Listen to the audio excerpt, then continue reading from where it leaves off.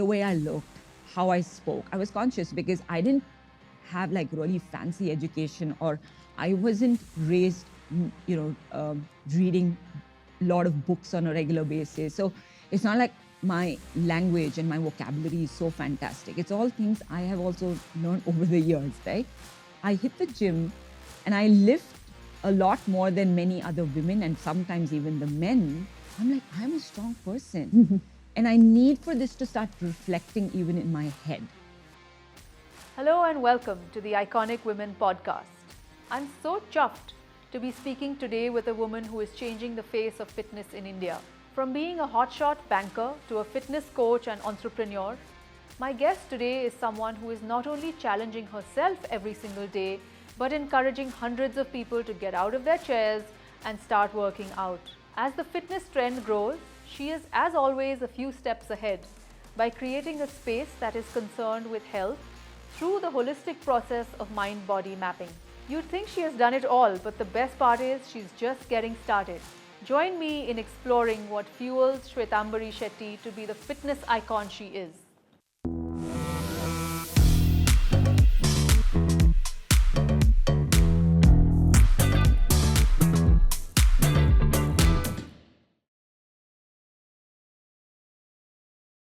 Shwetambari Shetty, hi, and welcome to the Iconic Women podcast. Very excited to have you here. I think I'm more excited about your name, Kadambari. Tell me why. I'm vibing Shwetambari, Kadambari. For the longest time in school, everyone, instead of calling me Shwetambari, would just say Kadambari. I don't know why. I've actually been called many things other than Kadambari as well, but not Shwetambari somehow. Lovely meeting you, lovely being here, and super excited to be talking about everything that you've planned. Great. I want to start with asking you, what was that one event that you would say changed your life? Actually, the first thing that comes to my mind is that big step and that big decision I made to quit my extremely cushy job. So I used to be a banker, or rather work in the banking space for 7 long years. Pretty much my first and last corporate stint. And I loved it so much, which is probably why I was there for 7 years. It taught me a lot about, people management, what it's like to be a leader and things. It really made me confident from, compared to my background and etc. I never really was a very confident individual. So that kind of taught me a lot about self-confidence and things like that. But more than anything else, it was a fantastic job. And there was nothing that I really needed to do apart from that job to, be happy, make some good money and all of that. But that decision to quit a very happy job and be able to take a risk, which you don't know what to expect out of it, but you do it nonetheless. That was my defining moment, because I wouldn't be here talking to you if I hadn't made that decision that day to quit, despite all efforts to try and keep me back. And I quit, and I actually, for the longest time, thought I made a big mistake, until, of course, things just started getting better and better, more opportunities kept coming my way, and big things happened. Right. But for me, that's like the most defining moment, because it's so easy for all of us to not take risks because we found something very comfortable, or if I may say in the corporate language, complacent, right? We get very complacent sometimes. Right. And we're like, this is okay. This is good life. I'll just choose this. But then I didn't know what was there waiting for me on the other side, and I took that risk, and it was a big win. So what was that moment that kind of pushed you to say, not this, something else? It's a very tough question, because I don't know what triggered me at that point. I just felt like, if I don't do it now, then when? I think I was 27 at that point, 27, 28. And I was like, if not now, then when? I mean, I know in the next year or two, I'm going to get married and things are going to look different. Because for me, I had like a setup in my head of what it's going to be like, my life, because that's how I was raised. So I said, before that, I need to do something different. I need to explore. I need to take risk. I need to experiment. What's the worst that's going to happen? that I'm not going to like it. I'm going to end up coming back because I knew I always had a place back Right. at HSBC. So I think it was just that dire need to do something different because you've done the same thing for 7 years. And I was willing to take that risk. That risk and that change was to become a fitness entrepreneur, right? Actually, no. Oh, okay. that change of job was to work in a different setup, which was a health setup, right? It was a fitness and health setup. But I was working there, I was moving as a general manager, right? And it was still about people management, managing a space, a bigger role, more money. Okay. But truth be told, I quit that job in 7 months. So it was 7 years and then 7 months. And I'm like, what did I do? Why did I make this mistake of quitting? Take us back to your childhood. What is your background like? What was it like growing up? Very simple, very humble. And I can compare my life to like probably 70% of other middle-class women of this country, right? Very, very humble background, humble upbringing. It was in a village called Kundapur. Of course, I moved to the cities much later on, but it was really about, okay, everything is planned for you by your family, right? This is how your education needs to be, this is when you're going to get married, and this is what you're going to do. So it was very simple middle-class upbringing where we didn't have too much of a say. But I knew that whatever I'm going to study, I am going to get married at a certain age, maybe 21, 22, and then I'll have a family and there'll be like 2, 3, 4 babies, we don't know. So that was fully set. Like from a very young age, we were very clear that this is what life is going to be. And you're really kind of prepared for it, right? You're not going to negotiate or debate. You know, in our formative years, they leave such a deep impression on us.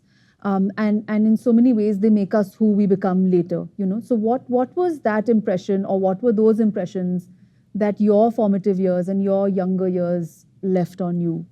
I think I'll actually just talk about my father here, right? I think he's one person who's played a very huge role in my life, right from fitness, sports, to the work he did. Like, I think I saw him work really hard. And I'm emphasizing on that because for us, our extended family meant a lot. Like it was like a joint family, but we didn't live in a joint family. And my father was one of the few people in the family who traveled different cities across the country, because otherwise most of us either lived in, Kundapur, Udupi, around, the Mangalore towns, or some in Bangalore, etc. But my dad's job was such, which was very transferable. But we kept moving with him. He could have just chosen to leave us all behind in the village and travel. Can you say a little bit more about how you were raised differently? Just the travel part, right? Traveling to different cities across this country. And this is what I'm talking about over 2 decades ago. Right.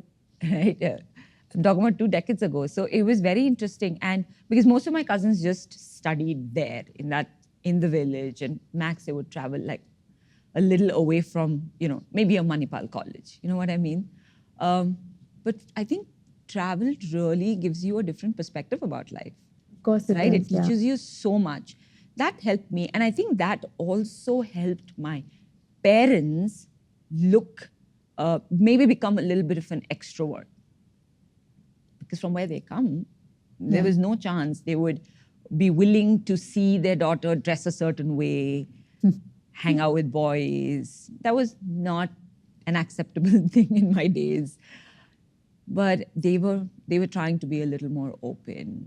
And I think my sister and I are pretty much the first people in the family to have like an intercaste marriage and things like that. Because both all of you. this, both of us. Okay. That's my dad also is quite shocked. Like, how do both of you end up becoming this way? But anyway, it made, like, they saw a lot more in the world within the country.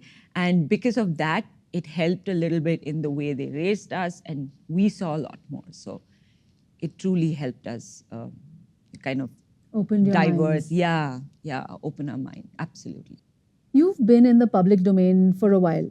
We do see a lot of you. We hear about your life and your career, the decisions you've made. But can you tell us something about yourself that not many people know?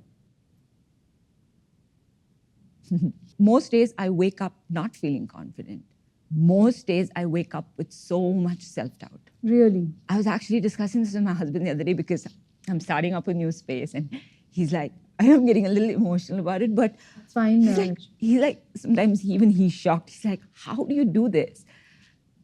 Like you have a job, you do your events, you have a baby, and now you want to take up this new thing of going back to your startup life again when all you need to do is stay home and you've done it. 2 decades you've done it. And I'm like, I don't know. Maybe it's because, you wake up with self-doubt and then you want to try and prove something to yourself all the time. You want to believe, as long as you're alive, that you can do so much more. But I do wake up most mornings with self-doubt. I'm like, oh my God, am I doing the right thing? Is this worth it? Is this worthwhile? Is this, and then I end my day pumped. I don't know what it is. Maybe it's the workout, that gives me that adrenaline, that push. But I end my day feeling fantastic, and then I can conquer the world.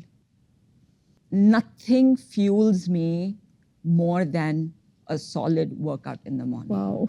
Nothing. Like I'll wake up at 3 a.m. if I have to get my workout in, because the person I feel after my exercise in the morning is a different person. Mm-hmm. It's not the Shwetambari who woke up at 4:45 feeling, oh my God, what am I doing with myself? It's a person who's fully ready and charged to do absolutely anything. I don't know if there is a script or if there's something that I can keep telling myself. I feel, even if I take it like 10 years back, right, when fitness really became such an integral part of my life, I think it made me a very different person, a person who's more confident in her own skin. And because before that, I would make more effort to present myself, the way I looked, how I spoke. I was conscious because I didn't have like really fancy education, or my language and my vocabulary is so fantastic. It's all things I have also learned over the years, right? And then again, my education, that also keeps because when you're surrounded by a lot of people from IIT and IIM and etc., you always feel underconfident because you're just a BCom grad, right?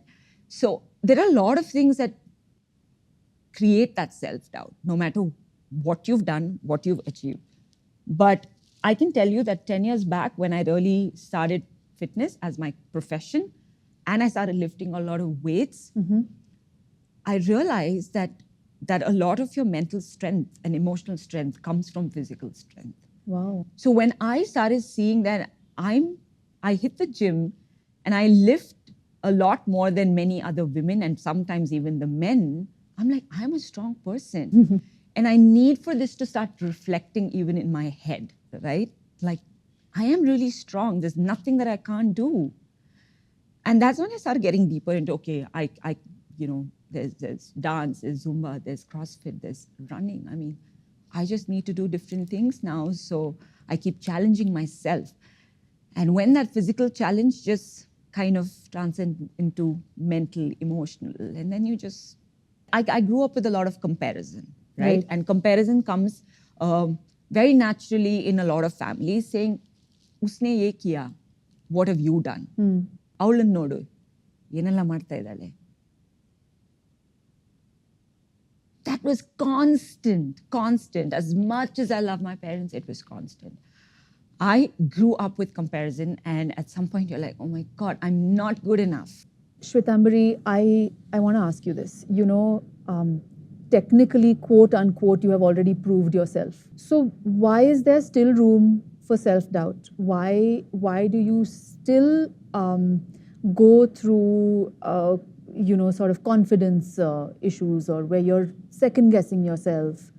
Why does that happen? You know what? I realized, no, that is the moment I'm looking at myself sitting at home and doing less of risky things, I feel like, okay, this is making me feel like I'm not enough, like I need to do more. So sometimes I feel like I'm doing more to prove something to myself and nobody else. And that is always the truth. Like I would never do something to prove to someone else, except that you allow people to fuel you, right? Right. But now I'm confidently saying that whenever I try to do something new and more, sometimes more than what you can handle, because you just want to keep telling yourself that you can do it. You have to prove something to yourself. So when you have these moments, right? Are there people that you lean on? How important is the community that you build around yourself? A lot of people feel like, some go to community, some go to family, some go to best friends, some go to therapist, right? You can choose who that person is for you. But for me, it's always been my husband, hands down, and literally nobody else.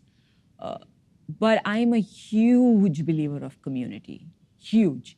Huge in the sense, like, I have friends who are friends with me for 2 decades now, but my circle of friends just keeps getting bigger as I'm growing older. And I want to add this one line before we move on, that one of the things that's linked to longevity, right, or to aging gracefully, is community. When you have a very strong community who you laugh with, chances are you're adding a few years to your life, right? So community is huge. In fact, I would love to tell our audience to watch this show called Live to 100. There are many shows out there, but this is a new one. It's on Netflix. So Live to 100 has done a lot of research on these zones, which is called blue zones across the world, where people are living beyond 100, and they're not just living, they're thriving beyond 100.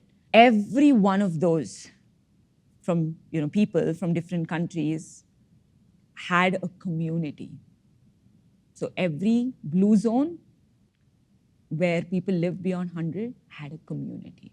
They had different lifestyles, different cultures, different foods, different activities, but one thing that was common was community, which is why I say that even for homemakers, right? Like, again, my mom is one, and I see so many around me who are even of my age who are homemakers. And when the kids grow up, they go through certain feelings and emotions that they don't want to talk about, right? And one of the reasons is because they feel alone and they don't have a community. Do you think it has anything to do with a sense of purpose? Because when you have a young family and you're focused on raising that family and you've sacrificed other things in order to raise that family, and then when the kids come to a point where they kind of don't, quote unquote, need you that much anymore. Correct. Then what happens to that sense of purpose? Correct. Absolutely. Because then you're like, okay, what do I do now? My kids don't need me. My husband, there are ways, right? Like when they're out, they're out. When they're at home, it's different. So what do you have? And this is what's happening to a lot of our women who have come from a certain background and etc. But I think it's about first understanding and accepting that this is the problem. Only then you're going to seek solution. Right? If I know this is the problem, I'm going to make an effort to find that community for myself. Right. Right? Otherwise, it's like, which I'm trying to do now for a certain family member who is going through a very, very rough phase. And that's apart from therapy, that's all you can do as a family or a friend. Right. So we spoke about this sense of purpose. We've also, like you touched upon, this stage of life that comes for a lot of women who've chosen not to have a career and chosen to be homemakers and look after the family. Do you think that fitness, like it picks you up, at any time when you're feeling down, can also kind of pick up this entire, sort of population of women who, and people who are going through these phases in their life when you're wondering, it happens to all of us. Yeah. When you're wondering what your sense of purpose is. Yeah. Could fitness be that answer for everyone? 100%. I'm so glad you mentioned this, so you even asked me that. Totally. And you know what? This also gives me the opportunity to tell you about my new space, right? One of the reasons, actually, for me to go back to being a startup person again, or to create this little space, it's a little boutique studio, we can call it that, right? Okay. And it's for this. Like, I want it to be a place for a lot of women to come in and have that little community of theirs. But in my head, I know I want this place to be for new moms, because I know what new moms go through because I've been there once, right? And I also know of stories where new moms commit suicide. Like, I know it. But yes, fitness can really, really make a difference for all, particularly for women, and particularly for women after 40. So even if you've not done anything until 40, and if you want to change things around, start at 40. It's okay. But when you hit 40, and I'll tell you that because of an example, there is a switch that goes off. It's very hard. The body starts telling you that, I'm now going to probably start rusting a little bit. So do something about it. And then in the 40s is also that phase, right? Perimenopause, menopause, all of that. It's also in your head because you're like, oh my God, 40. So mentally, emotionally, physically, every way, 40 is like the switch. And by the way, this is a discussion I had with a man as well. He is like, 40, something happens, Shwe. To men. Yeah. He's like, nobody talks about men. Yeah. Everyone's talking about women and hormone. But I'm telling you as a man that 40, something happens to us as well. Right. When you talk about comparison and constantly being compared growing up, did that also fuel you to do something positive? Can comparison be a good thing, if it can be used to help you to be constructive and to build something? Absolutely. And I want to, give this message out to everyone, right? Because I'm sure there will be a lot of other women particularly who felt this as they were growing up and probably have carried it on, But I think that's also what fueled me to say that, so what if I'm a BCom graduate? Yeah. That's also quite a lot of education. Of course. I did well. It's like, I can help. I can make a difference in your life. I can make a difference in, another person's life. That's really what I'm capable of doing. And I want to continue doing that for as long as I can. That's also another reason why I'm restarting this place. Yeah. That I feel like that is really who I am, and that's my only forte. So I'm like, if I know that's my forte, and if I know I genuinely can make people smile and happy and healthy, then why am I retiring at 40, right? And yeah, you have to try to see how you can use that comparison to get the best out of you. Absolutely. It's possible. Because it's important to identify what is it that you want to do. At a certain age, maybe late 20s, early 30s, you'll have like 10 things that you want to do. And things that you've tried out which did not work out. Correct. But as you grow older, you strike, and you realize that there are only 2-3 things that I'm really good at. So yeah, there's never really an age to start anything you want. Anything. I'm not saying you have to start something on your own. No. This whole thing of do something on your own, I think we need to stop that as well. Because not everyone needs to do something on their own or do a startup or start something. Yeah, it's very romanticized. I think Yeah, maybe we need exactly. to stop romanticizing it. So exactly, and it's not for everyone. Yeah, it's not for everyone. Yeah. Simple, right? But yeah, you can do any job in the world and be so happy. So yeah, use that comparison if you can to really fuel yourself to do something and not let it bring you down all the time. So this new space that you're planning, it sounds very exciting. Is it, and I'm just guessing, is it the kind of space that brings mental health and physical health together under one roof? Or is it more a focus on physical health and then sort of the feel-good factor that comes with that? I love the fact that you asked me this because no one has ever asked me about just blending in the whole mental thing into physical. Because I see so much of that in you, that Right you're now, doing both, whether you might be known as a physical fitness entrepreneur and coach, but you're doing so much of the other stuff as well. Correct. No, but this is exactly how I wanted to plan the whole journey for a member.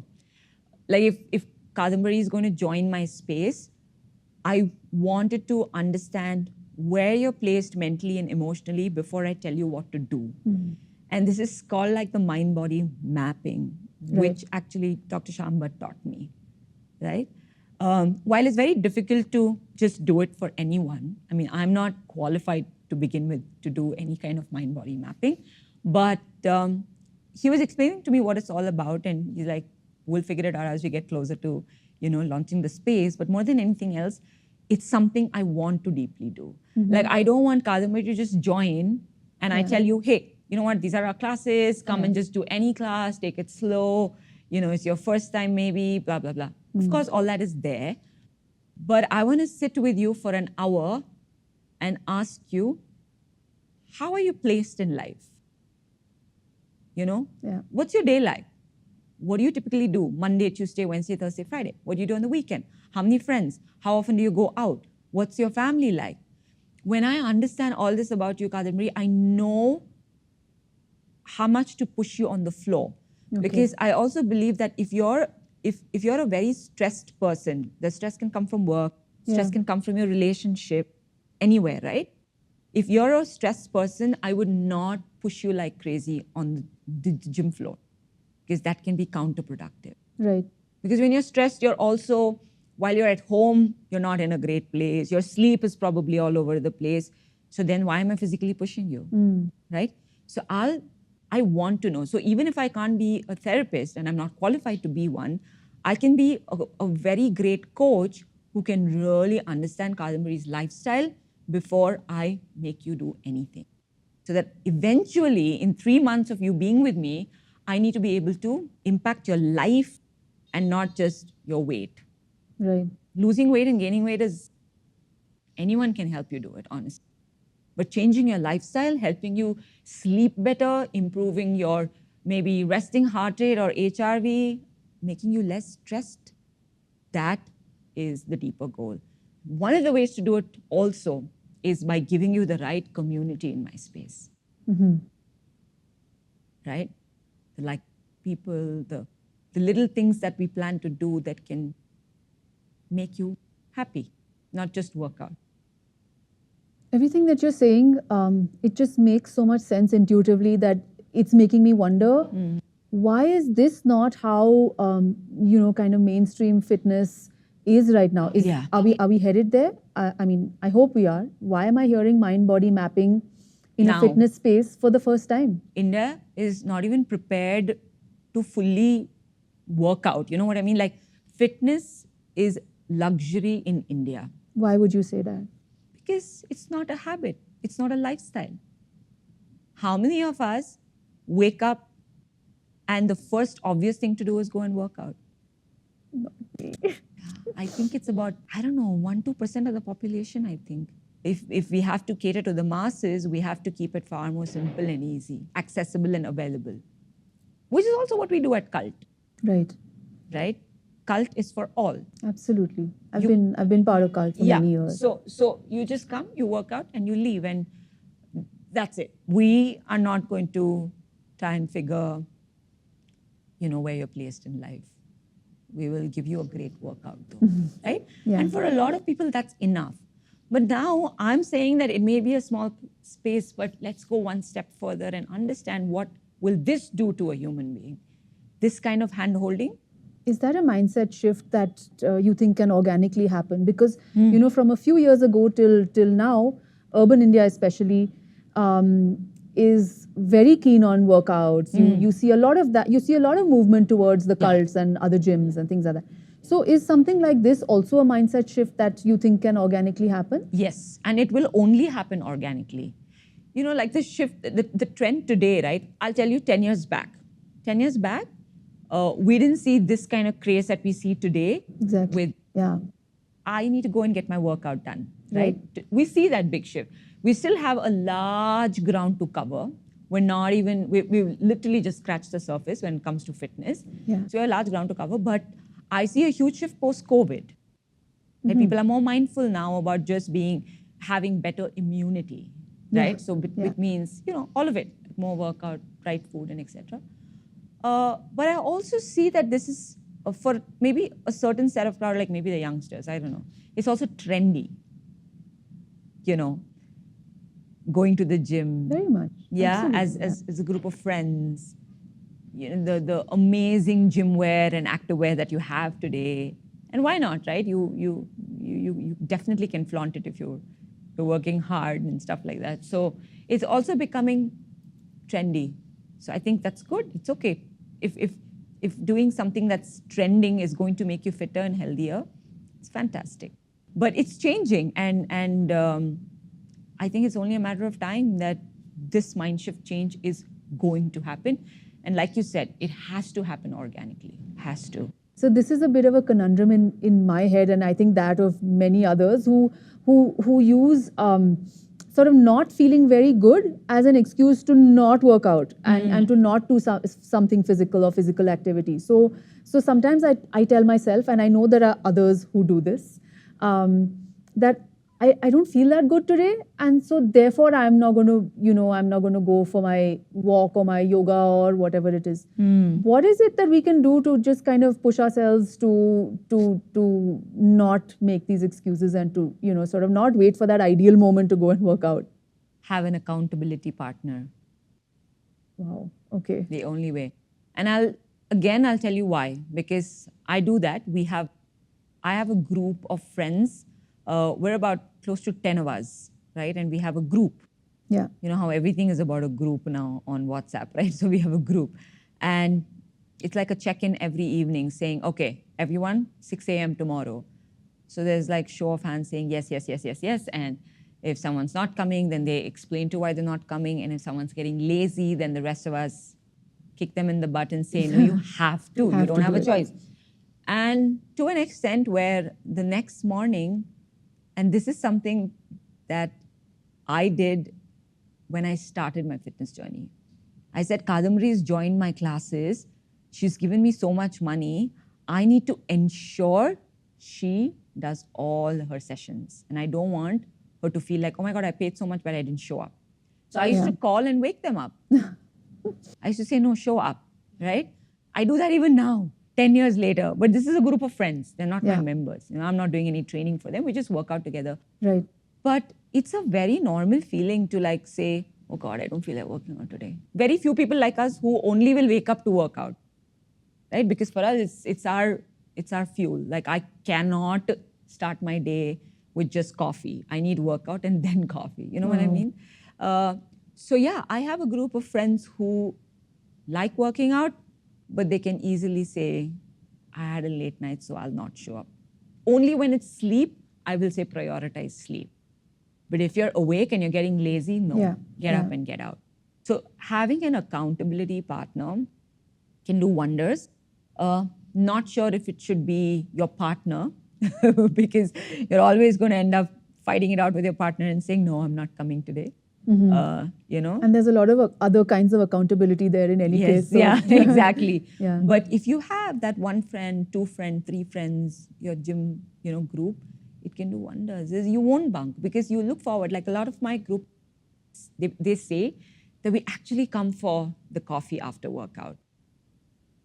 Because this is what we like. You mentioned that your husband is someone that you speak to a lot, and that's someone who you lean on, right? Yeah. For all these years. You are also very active with your career and constantly doing new things. You're coming up with a new space, etc.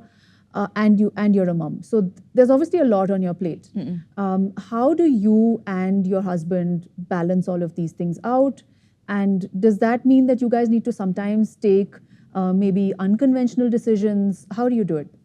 Yeah, you pretty much answered everything also because we just split everything 50-50 in the sense our responsibilities for the house, for the baby, everything is very beautifully split. Like when I started Tribe, Vivek, of course, he was working all his, from whenever he was working, he just kept working, and he had obviously a great job, which took care of us very, very well. So I was doing the startup then. This is a decade ago. Then when the baby happened and COVID and all of that, he decided to become a full-time father. And I went back to work. Because he's like, look, you already have a very strong, like a job, and it's what you love doing. Yeah. And I'm still figuring things out. But he's like, you go, do the same, and I'll be here to take care of the baby. And that was it. I mean, he just became a full-time father for a while. When our daughter started going to like a full-time daycare, which is like a 9 a.m. to 4 p.m. at 1 year, 10 months, he started getting into some other stuff. So now both of us are startup mode, in the sense he has his healthy meal subscription company, and I'm of course with Cult, and I'll continue to do that and start this little new experiment that I'm going to do. But we're very clear. He's got the morning duty with the daughter because I'm at the gym. He wakes her up, brushes her teeth, gives her a bath, figures out what she has to wear. But my 3-year-old is quite thing, like she knows what she wants to wear. Already. She wears it the previous night. She's like taken her clothes, put it on the right place, and she's like, this is what I'm wearing tomorrow. Yeah. And anyway, all that. He feeds her breakfast, then plays a little bit, and then he drops her to school and comes back and goes on with his life for the day. Then the evening shift is like mine, where we go together to pick her up, of course, and then I spend a lot of the evening time with her, where we play, we do little things together. I feel it's so important to have that partner who can just support you every way. Not just financially or a shoulder to cry on or talk to, right? Like everything else at home, everything, and especially when there's a baby in the whole scene, then it becomes quite a lot for a mother to do it all alone. Of course. Yeah.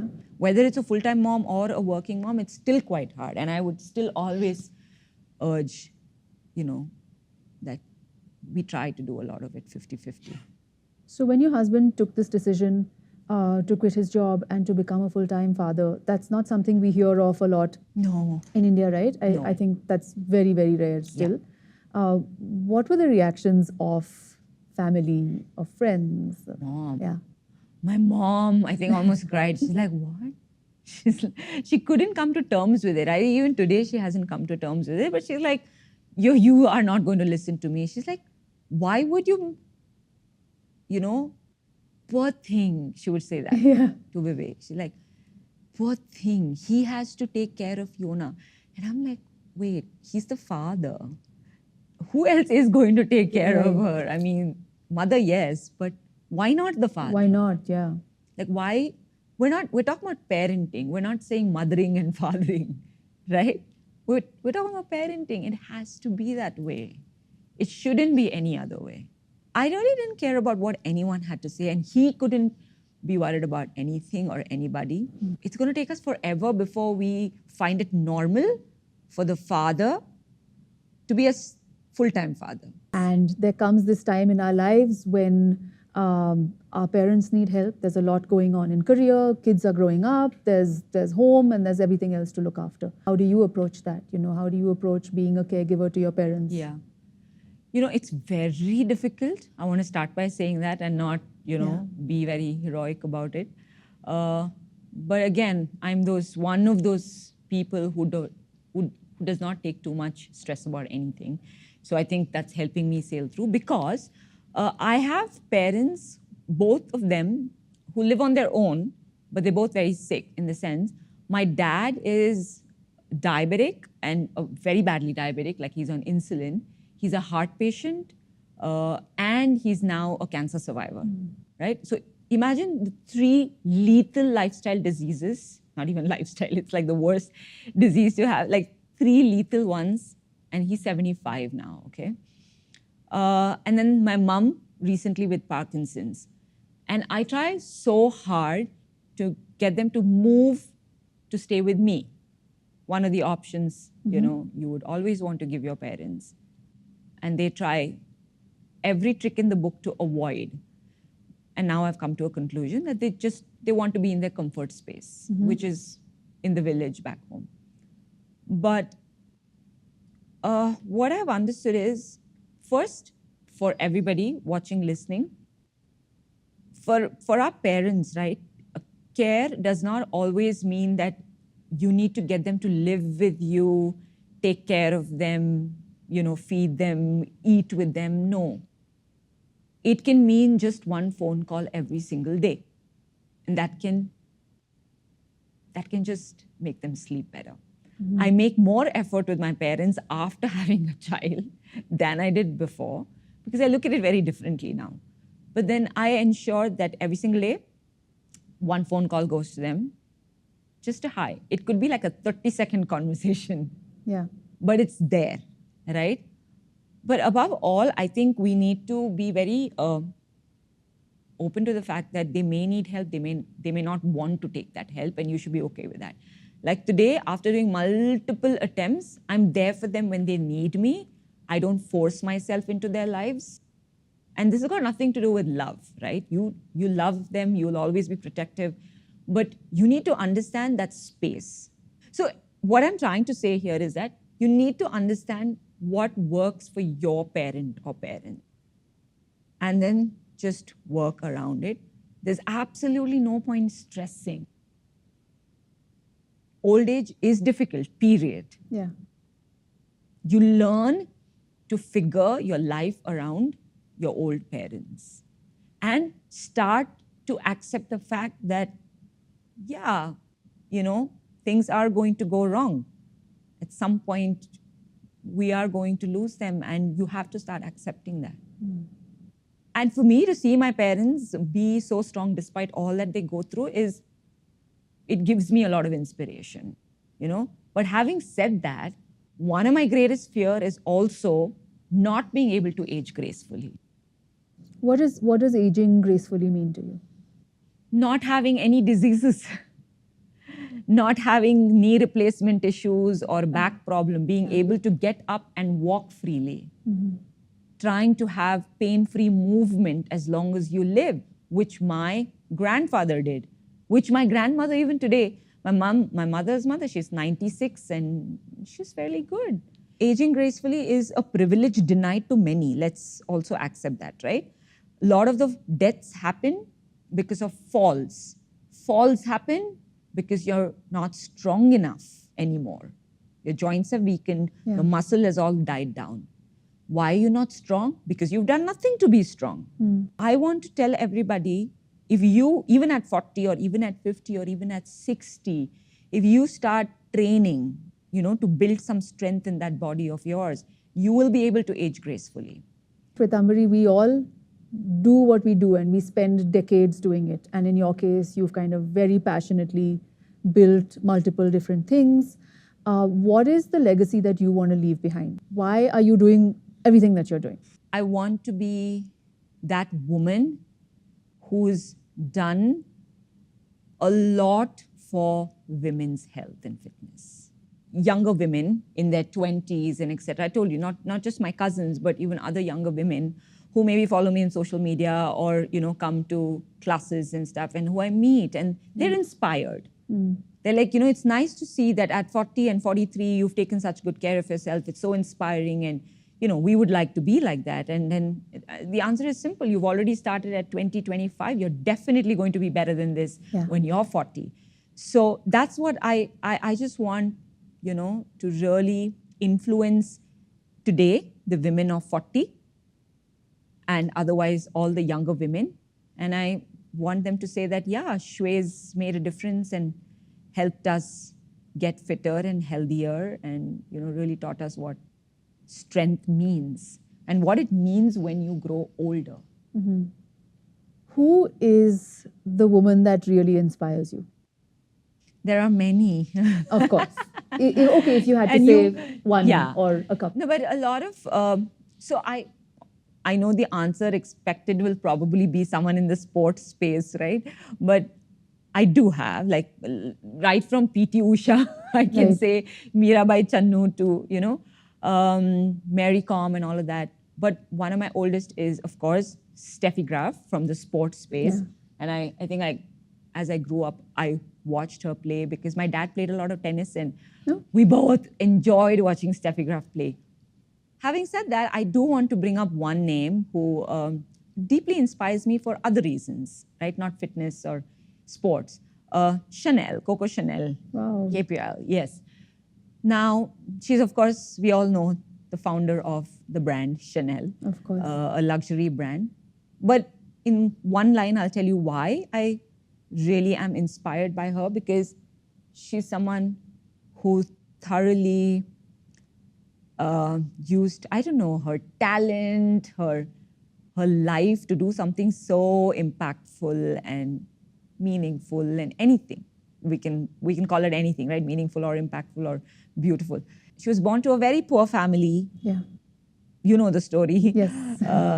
Mother passed away at a very small age. She was sent to an orphanage. I mean, what are the odds that you become one of the fashion icons of the world? And one of the most influential women that's ever lived. Ever. One of the most influential women that's ever crazy. lived. Oh my God. Like, what are the odds?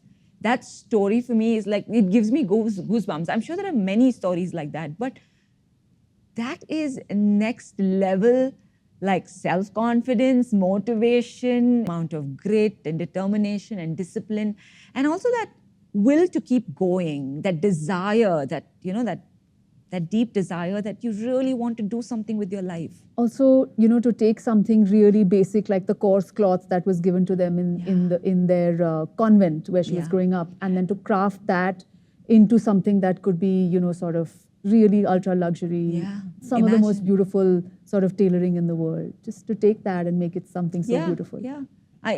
She made clothing luxurious and comfortable. Yeah. Right? Yeah. And built an empire. And flattering. And flattering, yes. Oh my God. Yeah, so Chanel it is. Okay, and super. I love her perfumes. That's all I can afford.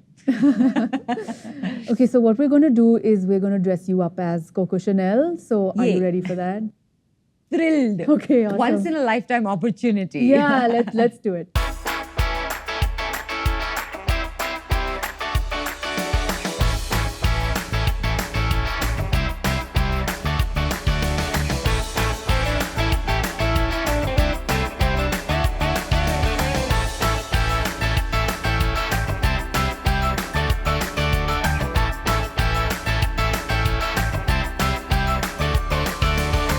Shwetambari, thank you so much for being on the Iconic Women podcast. It's been amazing to talk to you, to listen to your story. Thank you so much for coming. Absolute pleasure. I've enjoyed every second of being here and talking to you, Kadambari. Just like constantly looking at your big, beautiful eyes. And it was nice. At some point I got emotional and I could see your eyes going moist. So it's nice we really connected, and I hope everybody else connects with us as much. I hope so too.